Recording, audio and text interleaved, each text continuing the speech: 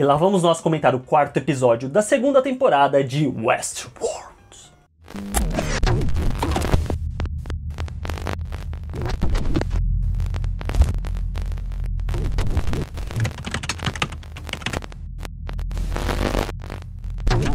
O título do episódio, The Riddle of the Sphinx, ou numa tradução direta, O Enigma da Esfinge, fala justamente sobre esse enigma que a Esfinge fazia para os viajantes que passavam diante dela, e caso eles não soubessem responder, eles acabavam morrendo. E o enigma em questão é o seguinte: qual animal anda sobre 4 pernas durante a manhã, 2 pernas ao longo do dia e 3 pernas durante a noite? A resposta é o homem, e cada um desses períodos do dia equivale a uma parte, um período da vida, da nossa existência. E isso conversa diretamente com o episódio em si, porque a gente acaba descobrindo que, de certa forma, a agenda secreta, o plano que a Delos tem para si com relação ao parque, é justamente conseguir prolongar a existência, alongar a vida humana para o após a morte. E essa é justamente a agenda secreta da Delos, por causa que o James Delos morreu. Só que não morreu ao mesmo tempo, já que a gente vê 3 versões de testes onde a gente acompanha esse híbrido de James Delos com a carcaça, o corpo de um anfitrião, só que a mente humana. E durante o episódio a gente vê que já foram testadas 149 versões e elas sempre dão um erro, porque pelo que o William diz, ocorre meio que um platô cognitivo, onde a mente acaba não aceitando esse corpo, porque a mente não aceita essa realidade e no processo ela acaba se auto-rejeitando-se. Então ela sempre dá esse bug onde o James Delos, no caso, acaba meio que sendo corrompido e nunca consegue, de fato, alcançar a sua plenitude para poder sair desse local de testes. E uma outra coisa interessante é que o próprio William diz que, tipo, sim, foram 149 versões e que talvez seja a hora de simplesmente abandonar, deixar para trás esse teste, essa coisa, esse projeto que aparentemente poderia dar certo, mas talvez não tenha dado certo. E é engraçado porque eu não sei ao certo se o William diz isso, em parte,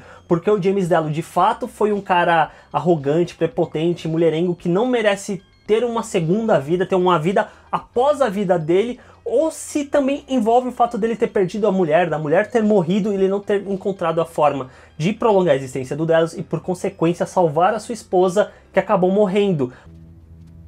No one's coming to help you. Voltando para o episódio em si, há 2 núcleos dentro desse episódio que acabam conversando diretamente com essa questão do pai Delos, que é o núcleo do Mib e o núcleo do Bernard. Começando pelo núcleo do Mib, eu não sinto novamente as coisas avançando muito nessa jornada dele. Por um lado, ele dá cabo daquele Major Craddock que tinha escapado no episódio passado, ele consegue juntar uma galerinha, formar a party dele pra encontrar aquele objetivo, aquele game que ele tá jogando, mas de certa forma não é como se a história dele estivesse avançando. Parece sempre que ele tá fazendo uma side quest pra juntar a experiência, chamar uma galerinha pra continuar com ele rumo à jornada principal. Parece a todo momento que ele tá meio que fazendo uma tangente pra chegar no mesmo objetivo que a Dolores aparentemente quer chegar.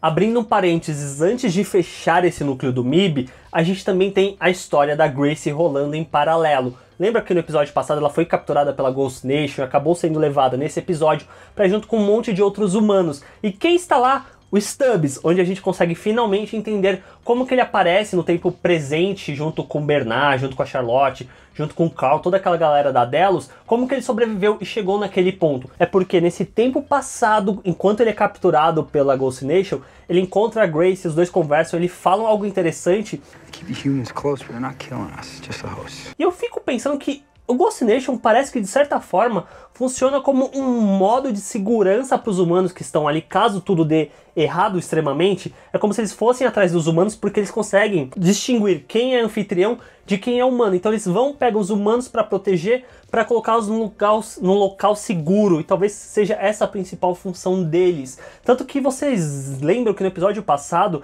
ele fala pra Maeve e pro Hector e pro Sizemore, tipo, vocês dois podem ir, mas a gente quer o humano. Então talvez tenha alguma relação nesse sentido. Voltando a Grace em si, ela escapa e no final do episódio ela retorna montada no cavalo, ela encontra o Mib e o chama de pai. Ou seja, ela ela é filha do Mib, ela é filha do William, aquela garotinha que apareceu nos episódios anteriores, que coisa maneira. Você lembra que eu disse no episódio passado que essa personagem aparentemente tinha algum papel muito importante dentro dessa história, porque ela ganha um tempo considerável de tela, ela aparenta conhecer muito bem as regras daquele parque, ela consegue conversar com Ghost Nation na língua deles, ou seja, ela é uma profunda conhecedora. Isso acaba se dando, faz muito sentido pelo fato dela ser filha do William, filha do Mib, que sempre vai para aquele parque, que tá lá, ele conhece as regras, conhece tudo. Então é muito plausível que a filha tenha acompanhado ele diversas vezes e conhecido profundamente toda a questão daquele parque. Hi, Dad.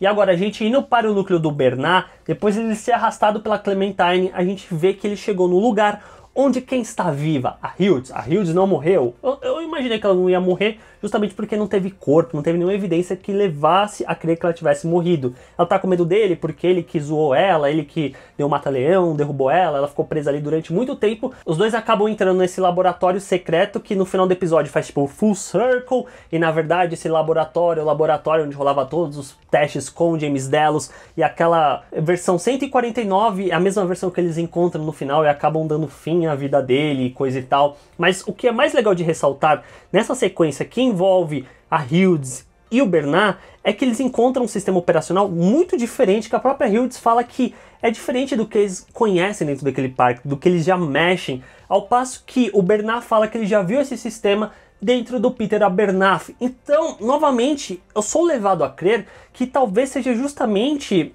o que o Abernathy tem dentro dele, não é tipo todo o parque armazenado dentro dele, mas deve ser justamente essa consciência do James Delos em certo nível, que acabou tendo um backup, e esse backup foi subido para dentro do Peter Abernathy, e é por isso que eles querem que o Peter Abernathy saia do parque para eles poderem começar o sistema, todo o serviço de limpeza. Talvez seja essa a ligação, porque a forma como as duas coisas aparecem, esse globo cheio de informações nesse episódio com o globo cheio de informações do Peter Abernathy é muito parecido. Where? In Peter Abernathy's head. E para fechar os comentários desse episódio, eu quero falar sobre esse fator do Bernard ir pro presente, ir pro passado, tá todo confuso na memória dele, que a própria Hildes fala que ela viu isso lá no tabletezinho e fala, porque sua memória tá à deriva, as coisas estão acontecendo, mas você não tá conseguindo colocá-las em ordem. E aí quando ele fica pulando do passado pro presente, presente passado, a gente volta no tempo e vê que quem matou toda aquela galera, todos aqueles cientistas, foi ele deu uma ordem pros hosts drones, os host drones mataram a galera, se mataram, ele pega uma bolinha que não dá pra saber ao certo o que é aquela esfera, o que de fato ela representa. Ele bota no bolso e fica por isso, não dá pra saber onde ele levou essa bola, mas ele fala que talvez seja meio que uma consciência, uma espécie de alguma coisa desse tipo, de um outro humano. E aí eu pensei, será que foi a consciência do Ford, que o Ford criou ali e acabou fazendo o Bernard pegar e levar pra algum outro canto? Porque, lembrem-se, na temporada passada, a gente viu um corpo de um anfitrião sendo construído que não teve ainda, voltou à tona essa questão.